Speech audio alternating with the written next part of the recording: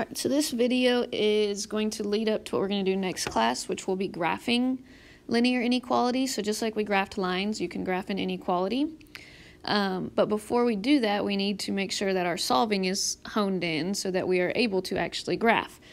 So remember, when we solved equations, linear equations, what variable had to be by itself? If we have an x and a y, which one do we have to solve for in order to be able to, like, for example, type it into the calculator? We want to type it into y equals, which means the y value needs to be by itself. So the first thing we're going to do is, we'll put a note here. These are going to be our instructions for this. Solve the inequality, and then we'll put in parentheses, if necessary, because sometimes it might already be in slope-intercept form. So that's awesome, because then we just need to identify our slope and y-intercept. So solve the inequality if necessary, and identify the slope, which, remember, that letter that we use for slope is m, and the intercept, which we use the letter B for. So we're going to solve the inequality if necessary, and then identify the slope and the y-intercept. All right, so we're just going to put some examples down, and then we will go from there. So example 1, we'll start off with a fairly easy one. We're going to go y is greater than negative x minus 5. All right, so the first thing is, do we need to solve this? That's the first question you always need to ask yourself. Is this already solved, or do we need to solve? It is already solved, because remember, we want y by itself. Y equals, that's what we want. So y is already by itself, so all that we need to do, and we'll put a note here that this is already solved for y. So all we're going to do is identify our slope, which is, what's the number in front of x? It's like a -1. And the y-intercept is -5. So that one was fairly easy. It was already solved for us. So now let's look at one that we're going to actually have to do some solving on. So example 2. 3x plus 2y greater than -8. All right, so all we're going to do, just like we did the other day, this one does not have y by itself, so we're going to solve to get y by itself. So I'm going to draw that line down the inequality symbol, because remember, whatever we do to one side, we have to do to the other. And so our basic steps here are the same as when we solved equations. The first step is we're going to move the x term. All right, so I'll write that down here as we go. So the first step, when we move the x term, so I want to move that 3x to the other side. So step 1, move the x term. All right, so when we do that, that cancels out, which leaves us with 2y over here. Bring my symbol down. Remember, -8 and -3x, those are not like terms, so we just rewrite them with the x term first. So -3x minus 8. All right, so now we're on to step 2, which, if you remember from solving equations, after we move the x term, we are going to divide. So now, to get y all the way by itself, 2 times y, the opposite of multiply, is going to be to divide. And when we divide both sides, remember, we're really dividing everything over here by 2. So at this point, remember, with inequalities, we have one new rule, and that is, if we divide by a negative, we need to flip the sign. Well, what number did we actually divide by? We actually divided by a 2, so we don't need to flip the sign. So the symbol is actually going to stay the same way. Why do I keep doing that? So that's y. -3/2 does not simplify, so it's just -3/2x. -8 divided by 2 is -4. So now that I have it in slope-intercept form, I can identify my slope, which is -3/2, and the y-intercept, which is -4. So this equation is what we needed it in, was slope-intercept form. Okay?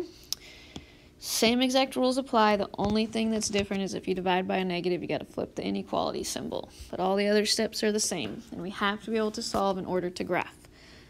All right, so now we've got example 3 here, which is 5x minus 3y greater than or equal to 0.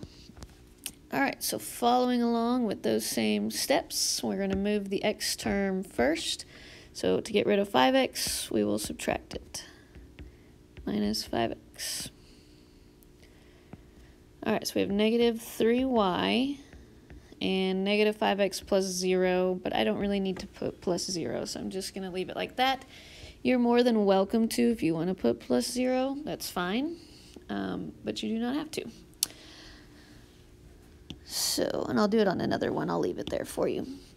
All right, so now after we've moved the x term, we are going to divide. So we're going to divide by negative 3, because that's what's with y. We're going to get rid of the multiplying negative 3 times y by dividing by negative 3, which leaves us with y on this side. Negative 5 over negative 3 turns into a positive 5 over 3 x.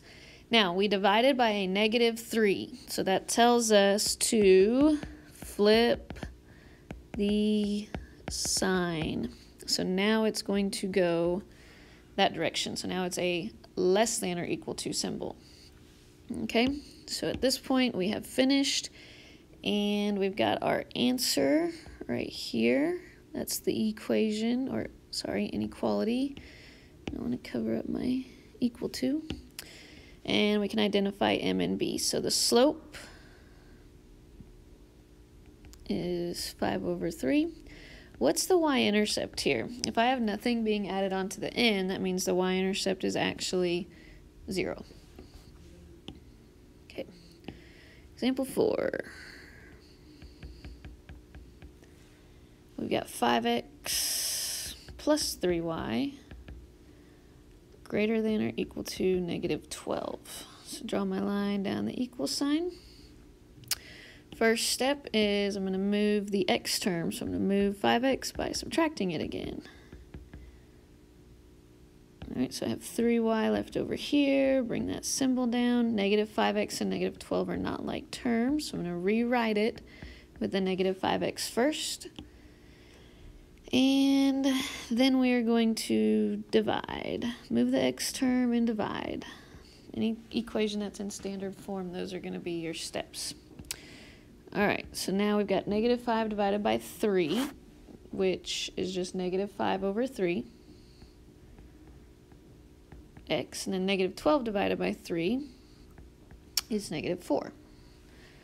And we did not divide by a negative. We divided by a positive 3. So that symbol is going to stay the same direction. We are not going to flip it.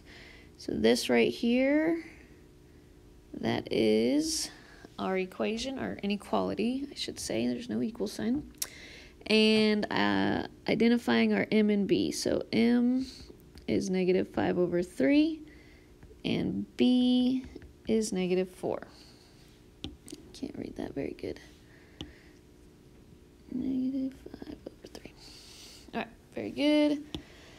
We're going to do a couple more here. Example 5. I'm going to make sure we really understand this. So here is example 5. We're going to do 4x minus y less than or equal to negative 2. All right, so step 1, move our x term.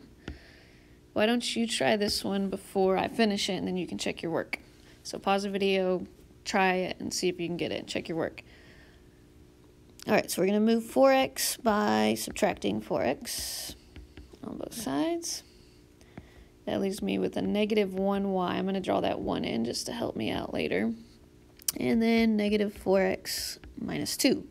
So I'm not done. I need to get rid of the negative 1 by dividing by negative 1.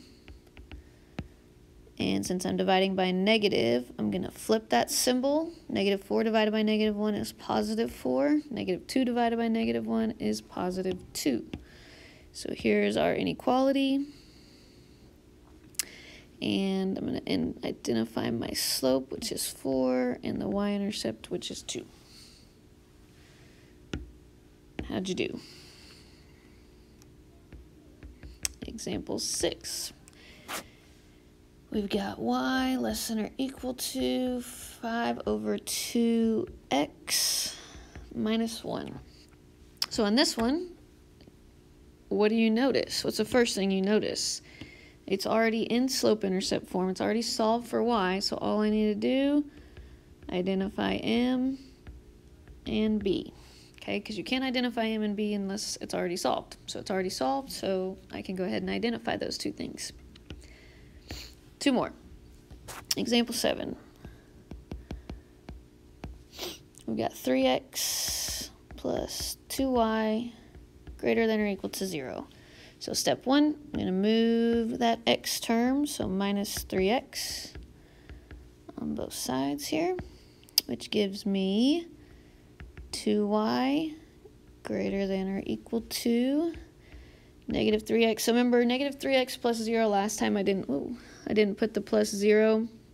I'm going to go ahead and write it in there this time for you so you can just see it's not going to change our answer at all. All right, so now I'm going to divide everything by 2, which I'm dividing by positive, so that sign does not change. So that's negative 3 over 2x. 0 divided by 2, 0. So now when I'm identifying my slope and y-intercept, the slope is the number with x, so the slope is negative 3 over 2, and the y-intercept is 0, just like we did up here on that one. Same thing, the y-intercept was 0. On the first time, I didn't actually write the 0, but that's because adding 0 doesn't do anything. All right, so now example 8, last one. Try this one on your own once you write it down. Actually, there's nothing to really try because the y is already solved, right? It's already y's by itself. Now, it looks a little funny because it does not have what? It doesn't have the x value, right? So remember what we talked about whenever we don't have an x value? That's really like this. That's really the same thing, right? Because 0 times x goes away, which leaves you with just 2. So that means my slope is 0, and the y-intercept is 2. So just think back, is that going to be a horizontal or a vertical line? If it has a slope of 0, that is, here's my Mr. Slope guy, undefined is the nose, which is a vertical line. The mouth has those dimples that are zeros. So a slope of 0 would be a line that's going this direction, and it's going to cross at 2, the y-intercept. All right, so we will graph next class, but you're going to practice solving today because you have to be able to solve these before you can graph. So we need to make sure we're really good at solving these 2-step equations if we need to, and identifying the slope and y-intercept. And that's it.